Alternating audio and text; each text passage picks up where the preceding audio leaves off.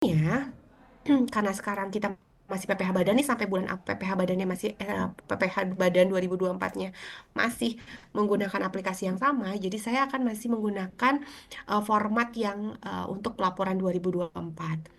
Ya, jadi sebenarnya kalau misalnya nanti akan ada lagi mungkin di Binspira mengadakan lagi tentang PPh Badan Kortek itu mungkin nanti eh, lain waktu ya additional. Jadi kalau misalnya sekarang memangnya apa bedanya sih Bu lapor di Kortek sama lapor di yang biasa gitu menggunakan DJP online?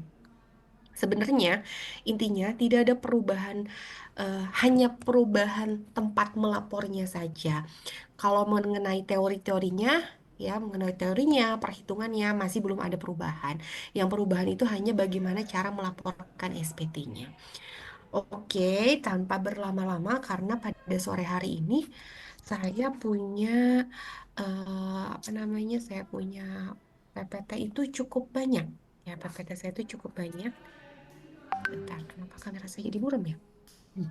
Oke, saya punya PPT itu cukup banyak, ada 150 slide, jadi kita akan coba efektifkan waktu. Apabila ada yang ingin ditanyakan, silakan raise hand atau mungkin tulis dulu di kolom chat. Jadi sesekali saya akan lihat dulu apabila kalian ada yang mau bertanya, silakan aja. Soalnya kalau nunggu beres, takutnya makin lama. Ya, makin lama nanti makin lupa apa yang mau ditanyakan. Oke, kita mulai saja. Saya share screen dulu. Nah, seperti yang tadi saya bicarakan, tidak ada perubahan yang signifikan untuk teorinya. Secara teorinya itu masih sama aja. Nah, di sini saya akan bahas dulu mengenai apa itu definisi dari badan itu sendiri. Ya, kan kita di sini tujuannya adalah untuk menghitung pajak penghasilan badan. Ya, harus tahu badan itu definisinya apa. Ya, oke, badan ini adalah sekumpulan orang atau modal yang merupakan satu kesatuan baik baik eh oke, baik yang melakukan usaha maupun yang tidak melakukan usaha. Oke, ini meliputi perseroan terbatas, perseroan komoditer, perseroan lainnya. Nah, di sini digarisbawahi sekumpulan orang, berarti orangnya lebih dari satu. Kemudian melakukan usaha atau tidak melakukan usaha kan tidak semua badan melakukan usaha. Usaha di sini mungkin ada yang sifatnya profit, ada juga yang sifatnya non profit. Ya, itu juga masih tetap badan. Tuh, ada yang tujuannya mencari laba, ada juga yang tujuannya untuk tidak mencari laba atau yang non profit oriented itu. Apakah ada perbedaan, Bu? Ya, selama di sini definisinya dari sekumpulan orang yang merupakan satu kesatuan baik melakukan usaha dan tidak melakukan usaha ini masih termasuk definisi dari badan itu sendiri. Ya, ada juga BUMN, BUMD itu juga merupakan badan ya.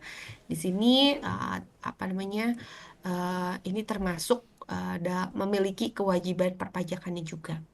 Nah, ada juga dalam pengertian perkumpulan, perkumpulan, asosiasi, perhimpunan, ikatan-ikatan atau pihak-pihak yang berkumpul dengan memiliki kepentingan yang sama, dia tujuan yang sama, ya, itu juga disebut badan. Ketika mereka disahkan, ketika mereka punya badan hukum, ya otomatis mereka punya kewajiban untuk memiliki NPWP dan melaksanakan kewajiban perpajakannya. Oke, itu definisi dari badan.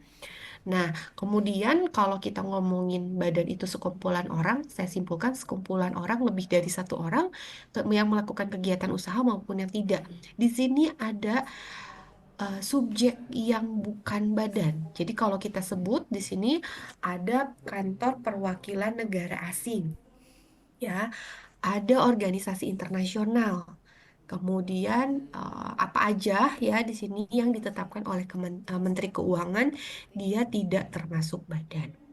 Kemudian ada juga di sini unit tertentu dari badan pemerintah yang memenuhi kriteria. Yang pertama, pembentukannya berdasarkan ketentuan peraturan perundang-undang.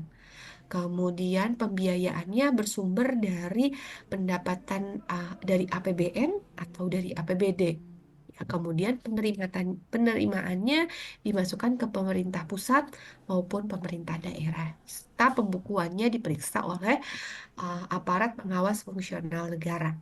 Jadi bagi badan pemerintahan yang berdiri terbentuknya karena undang-undang, belanjanya menggunakan APBN, menggunakan APBD, kemudian penerimaannya dimasukkan ke dalam pemerintah penerimaan pusat, sorry, penerimaannya dimasukkan ke dalam anggaran pemerintah pusat atau pemerintah daerah, dan pembukuannya itu diawasi oleh pengawas fungsional negara, ini disebut bukan badan.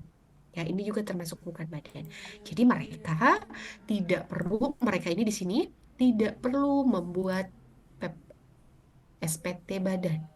Ya, jadi kalau misalnya ada dari kalian yang bekerja di instansi pemerintah, ya meskipun memang masih memiliki kewajiban untuk melakukan pemotongan dan pemungutan, tapi badan atau lembaga pemerintahan ini tidak memiliki kewajiban untuk melaporkan SPT badan. Ya, karena penerimaannya langsung ke pusat. Dia operasional pun dibiayai oleh APBN atau APBD. Oke, clear ya, mudah-mudahan ya. Kemudian ketika kita bicara tadi subjeknya apa? Subjeknya badan. Lalu apa yang jadi objek? Nih, kita harus tahu kalau mau menghitung pajak itu harus tahu, harus kenal dulu siapa subjeknya, harus kenal dulu siapa objeknya. Nah, di sini yang menjadi objek itu ya tentunya penghasilan. Ya, selama brevet ini sudah berkali-kali dibahas tentang penghasilan. Apa itu penghasilan?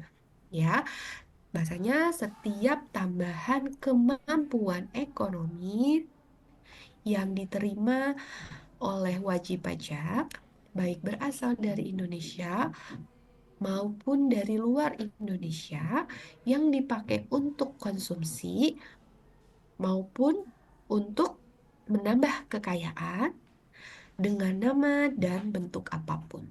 Ya, ini definisi dari objek pajak atau definisi dari penghasilan. Oke, subjeknya udah tahu, objeknya udah tahu. Nah, lalu gimana cara kita membuat perhitungan PPh badan? Ya, nah tentunya kita perlu menyiapkan yang namanya kertas kerja. Ya, kertas kerja. Oke, pernah dibahas mengenai ini apa namanya pencatatan dan pembukuan. Oke.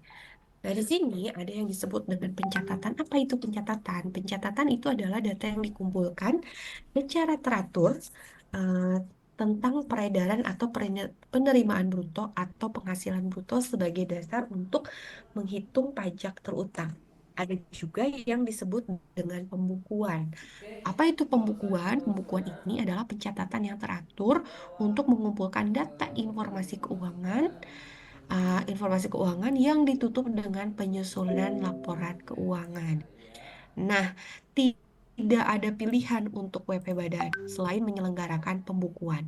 Artinya, WP Badan ini harus bikin laporan keuangan, ya.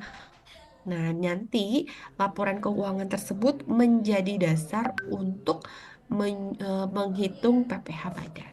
Ya, jadi wajib nih hukumnya, nggak ada pilihan untuk melakukan pencatatan atau pembukuan, tapi sudah wajib pembukuan. Kecuali kalau kita berbicara tentang WP orang pribadi. Nah, kalau orang pribadi masih ada nih orang OP, WP OP ini masih ada pilihan mau pembukuan atau mau apa namanya, mau pembukuan atau pencatatan. Nah, kalau untuk badan ini fix harus punya pembukuan. Ya, oke. Nah, apa yang dilakukan nih persiapan?